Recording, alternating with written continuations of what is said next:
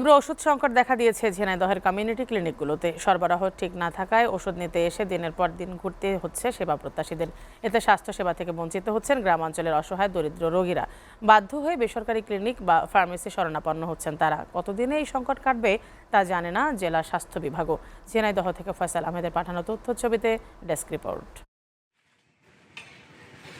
স্বাস্থ্যসেবা জনগণের দোরগোড়ায় পৌঁছাতে ঝিনাইদহের গ্রামীণ পর্যায়ে ১৮৭টি কমিউনিটি ক্লিনিক স্থাপন করেছে সরকার। ১ বছর হলেও বিনামূল্যে জ্বর, সর্দি, কাশি ও মাথা ব্যথা সহ নানা রোগ প্রতিরোধে ২৭ প্রকার ওষুধ সরবরাহ করা হতো এসব কমিউনিটি ক্লিনিক থেকে। কিন্তু বর্তমানে কোনো কোনো ক্লিনিকে ২ থেকে ৩ প্রকার ওষুধ সরবরাহ নেই, আবার কোথাও একেবারেই বন্ধ রয়েছে ঔষধ সরবরাহ। ফলে সেবা নিতে আসা রোগীদের পড়তে হচ্ছে ভোগান্তিতে। ওষুধ না পেয়ে ফিরে যাচ্ছে রোগীরা।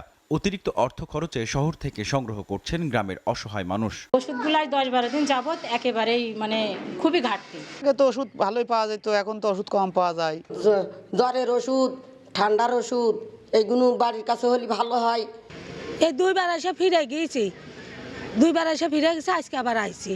কমিউনিটি হেলথ কেয়ার প্রোভাইডাররা বলছেন ঔষধ সংকটের কারণে স্বাস্থ্য শিক্ষা দিয়ে ফেরাচ্ছেন রোগীদের। ওষুধগুলো যে প্যারাসিটামল বলেন, অ্যান্টাসিড, এগুলো আমার একেবারেই কম হয়ে গেছে। এগুলো তো আমার ওইভাবে দিতে পারছি না। মানুষ এখানে মেট্রো ওষুধটা চাই, মেট্রোনিডাজল, এটা ওষুধটা আমাদের বর্তমান নাই। গত বছর ২৪ সালের সেপ্টেম্বর মাসে শেষ ওষুধ, তারপরে আরেকটা বার ওষুধ পেয়েছি আগস্ট মাসের ১৩ তারিখ। স্বাস্থ্য বিভাগ বলছে কবে নাগাদ সংকট নিরসন হবে তা বলা মুশকিল, তবে দ্রুত সমস্যা সমাধানের আশা তাদের।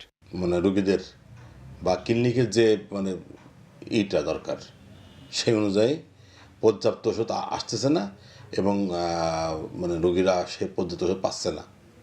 ঝিনাইদহের ৬টি উপজেলার ৬৭টি ইউনিয়নের ১৮৭টি কমিউনিটি ক্লিনিকে প্রতিদিন অন্তত ৪ থেকে ৪.৫ হাজার মানুষ স্বাস্থ্যসেবা নেন। এসসিটিভি নিউজ ডেস্ক।